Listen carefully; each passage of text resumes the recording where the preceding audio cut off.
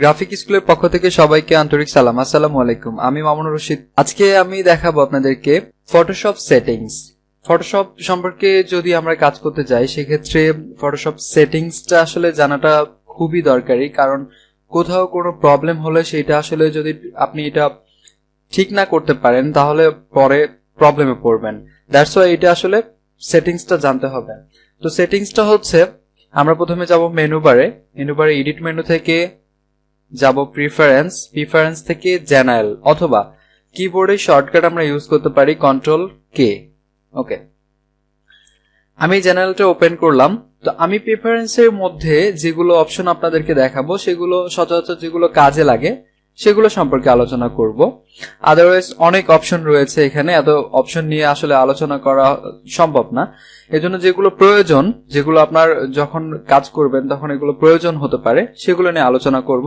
আর অনেক অপশন রয়েছে, যখন আপনি কাজ করবেন তখন আস্তে আস্তে নিজে নিজে বুঝতে পারবেন যে কোনটার কি কাজ, কোনটার দ্বারা কি করতে হচ্ছে। ওকে, তাহলে দেখা যাক। এটা হচ্ছে প্রিফারেন্স সেটিংস। তো এখানে আমরা প্রথম যেটা আমি দেখাবো এটা হচ্ছে ইন্টারফেস, যেটা আমি ফার্স্ট টিউটোরিয়ালে দেখিয়েছিলাম। যেমন এটা হচ্ছে আমার colour theme dark, light, bright. হ্যাঁ, এটা জাস্ট আপনি আপনার প্রয়োজন মতো এটা চেঞ্জ করতে পারবেন ভিউটা। ওকে, আমি ডিফল্ট অবস্থায় যেটা থাকে সেটা রাখলাম। দেন নিচে যদি যেটাতে দেখা যাচ্ছে স্ট্যান্ডার্ড স্ক্রিন মোড, এখানে মিডিয়াম লেখা আছে, অথবা ডিফল্ট যদি করে দেই, এটা কি কাজ করে আসলে এটা সম্পর্কে একটু খুব বেশি ইম্পর্টেন্ট না, তারপর আমি একটু আলোচনা করি। ওকে, তো এটা সম্পর্কে জানতে হলে আমাকে প্রথমে একটা নিউ ডকুমেন্ট নিতে হবে। ওকে, এটা হচ্ছে নিউ ডকুমেন্ট। আমি প্রিফারেন্স ইন্টারফেসে এখন। ওকে, তো এখন আমরা যেটা দেখতে পাচ্ছি, এইটা যেটা মোডে রয়েছে এটা হচ্ছে স্ট্যান্ডার্ড স্ক্রিন মোড বলে। ওকে, তো স্ট্যান্ডার্ড স্ক্রিন মোডে এখন দেখতে পাচ্ছি যে আমরা এখানে কোনো কালার নাই, ড্রপ শ্যাডো লেখা আছে, এখানে ডিফল্ট। ওকে, আমি এখানে একটা কাস্টম একটা কালার সেট করে দিই, তাহলে আমরা দেখতে পাচ্ছি যে ব্যাকগ্রাউন্ডে একটা কালার চলে এসেছে। ওকে, এখান থেকে আপনি শুধুমাত্র কাস্টমস না, এখানে সিলেক্ট কাস্টম কালার থেকে আপনি যে কোনো কালার এখানে আপনি পিক করে এখানে দিতে পারেন। এটা আপনার হচ্ছে শো করছে স্ট্যান্ডার্ড স্ক্রিন মোড থাকা অবস্থায়। ওকে, এটা চাইলে আপনি নান করে দিতে পারেন। ওকে, এবার হচ্ছে দেখি কি করে হচ্ছে ফুল স্ক্রিন উইথ মেনুতে থাকে এটা।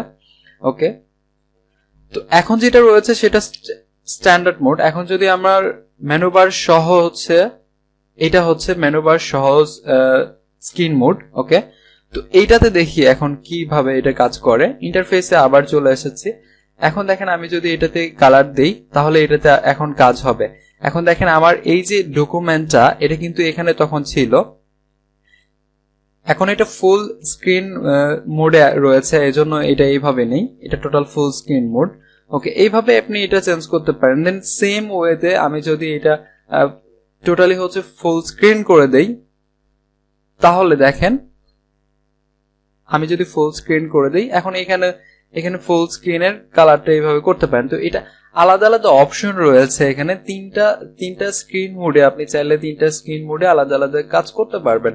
ওকে, আমি স্ক্রিন মোড গুলো কিভাবে চেঞ্জ করছি, শুধুমাত্র কিবোর্ডের এফ প্রেস করে আমি এটা নিয়ে এসেছি। ওকে, এখন এটা দেখলাম। আমরা এখন নিচে একটু দেখবো যে এটা কি, অটো কালাপস আইকনিক প্যানেলসটা হচ্ছে এইটা, এই পাশে যেটা ফ্লোটিং প্যানেলের পাশে যে প্যানেলটা, এটা হচ্ছে আইকনিক প্যানেল বলে। তো এটা আসলে কি কাজ করে আমরা দেখবো। এখন এটা আনচেক করা রয়েছে। ওকে, আনচেক করা অবস্থায় দেখি আমরা এটা কি কাজ করে।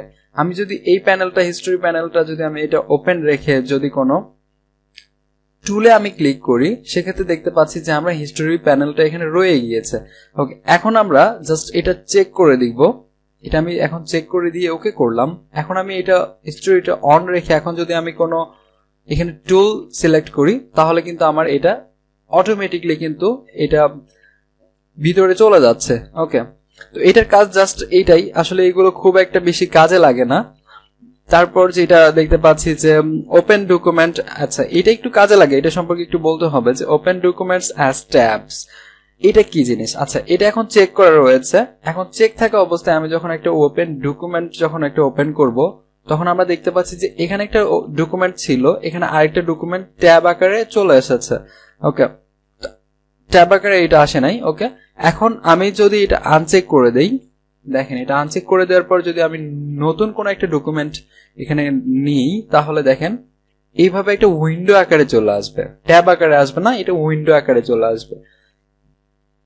তো টোটাল এটার কাজটা হচ্ছে এটা, জাস্ট আপনার ইচ্ছা মতো এটা আপনি রাখতে পারেন, আর এগুলো কাজ খুব একটা লাগবে না আপনার। ওকে, আমি একটু প্রিফারেন্সে, আচ্ছা প্রিফারেন্স লাগবে না তেমন একটা। এখানে দেখেন এটার একটু প্রবলেম করে সবাই, যে কার্সরটা অনেক সময় আমরা দেখি যে পেইন্টিং এর সময় যখন কার্সরটা অনেকের এরকম হয়ে যায় যে ভাই এরকম হয়েছে কেন। তো এটা হচ্ছে জাস্ট এখানকার কারণে যে এখানে অনেক সময় সেটিংসটা যখন চেঞ্জ হয়ে যায় তখন এরকম এখানে আইকনটা চেঞ্জ হয়ে যায়। হ্যাঁ, তখন আমরা অনেক সময় হয়তো বুঝতেও পারি না যে নিচে যে এটা কেন হয়েছে। ওকে, এই জন্য এটা আমি দেখালাম। ট্রান্সপারেন্সি কিছুটা দরকারি। দেখেন ট্রান্সপারেন্সি যে কেমন একটা ব্যাপার, আমি যদি আমার এটা রেড না, আমি যদি লাইট করে রাখি, দেখেন আমি এখন জাস্ট একটা নিউ ট্যাব ওপেন করে আমি এখান থেকে ট্রান্সপারেন্ট, এটা সম্পর্কে আমি অবশ্যই একটা টোটাল একটা ভিডিও বানাবো। ওকে, তো ট্রান্সপারেন্ট আমি যদি করি এটা এরকম শো করছে। ওকে, এখন জাস্ট এটার কালার যদি এখান থেকে আমি ট্রান্সপারেন্সি চেঞ্জ করতে চাই, তো ট্রান্সপারেন্সি কালার এখানে ইচ্ছা মতো আমি দিতে পারবো, এন্ড চাইলে এখান থেকে কালার পিক করে আমার পছন্দ মতো এখানে আমি কালার শো করাইতে পারবো। ওকে, এন্ড ভিতরে যে গ্রিড গুলো রয়েছে সেই গ্রিড গুলো আমি চাইলে ছোট করতে পারবো, বড় করতে পারবো ইচ্ছা মতো। ওকে, আমি তাহলে আরেকটা নিউ ট্যাব নিই, দেখেন এটা কালারটা টোটালি চেঞ্জ হয়েছে। তো এটার কাজ হচ্ছে এরকম, এগুলো আসলে জাস্ট ফান, আসলে খুব একটা এগুলো কাজে লাগবে এমনটা না, তারপরও জেনে থাকা ভালো।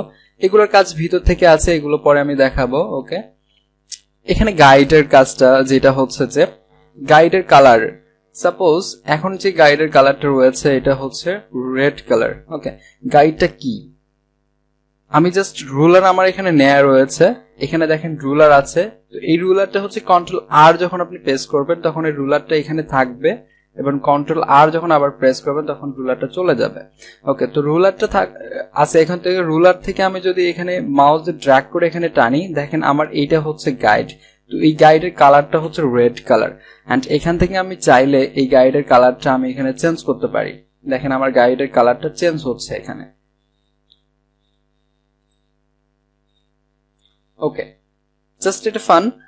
তারপর যেটা রয়েছে যে উপরে যেটা ছিল যে রুলারের ভিতর যে পিক্সেল, ইঞ্চ, সেন্টিমিটার, মিটার, এগুলো চাইলে এখান থেকে আপনি চেঞ্জ করতে পারবেন, ইউনিট থেকে চেঞ্জ করতে পারবেন, অথবা এখান থেকে আপনি ডান বাটনে জাস্ট রুলার উপর ডান বাটনে ক্লিক করে এখান থেকে আপনি এগুলো চেঞ্জ করতে পারবেন। ওকে, সেম জিনিস আসলে অনেক জায়গা থেকে এটা করা যায় এগুলো। তো মোটামুটি এটার কাজ হচ্ছে এরকম। আরেকটা কাজ আছে যেটা হচ্ছে জেনারেলের ভিতর, জেনারেলের মধ্যে আমরা যেটা দেখতে পারি, সাপোজ এখন আমারটা যেটা রয়েছে, আমি যদি জাস্ট মাউসের যেটা কার্সর রয়েছে এটা আমি যদি এরকম আপ ডাউন করি তাহলে আমার এটা zoom in and zoom out হচ্ছে। ওকে, এটা কেন হচ্ছে, এটা হচ্ছে এটার কারণে যে জুম উইথ স্ক্রল হুইল, এটা জাস্ট আমি আনচেক করে দিই, তাহলে আমি যতই মাউসের কার্সরটা ঘুরাই না কেন তাহলে এটা কোনো কাজ করবে না। সেক্ষেত্রে আমাকে অন্য ওয়েতে আসলে করতে হবে, সেক্ষেত্রে আমাকে কন্ট্রোল প্লাস অথবা কন্ট্রোল মাইনাস দিয়ে এটা আসলে zoom in and zoom out করতে হবে। তো সেক্ষেত্রে আপনি আপনার যেটা পছন্দ সেই হিসাবে এটা আপনি চেক অথবা আনচেক করে রাখতে পারেন। তো টোটালি মোটামুটি হচ্ছে প্রিফারেন্সের ব্যাপারটা এরকম, এর থেকে খুব বেশি আসলে জানার খুব বেশি দরকার পড়বে না। আর বাকি যেগুলো অপশন রয়েছে এগুলো যখন আপনি কাজ অনেকগুলো করবেন তখন টোটাল ফটোশপ সম্পর্কে জানবেন, তখন ধীরে ধীরে বুঝতে পারবেন যে কোনটা কাজ আসলে কিভাবে হচ্ছে। অনেক কিছু আছে যেগুলো আগে আসলে দেখালে সেগুলো পরে প্রবলেম হয়। তো মোটামুটি এইটাই প্রিফারেন্স সেটিং এ ছিল। সবাই ভালো থাকবেন।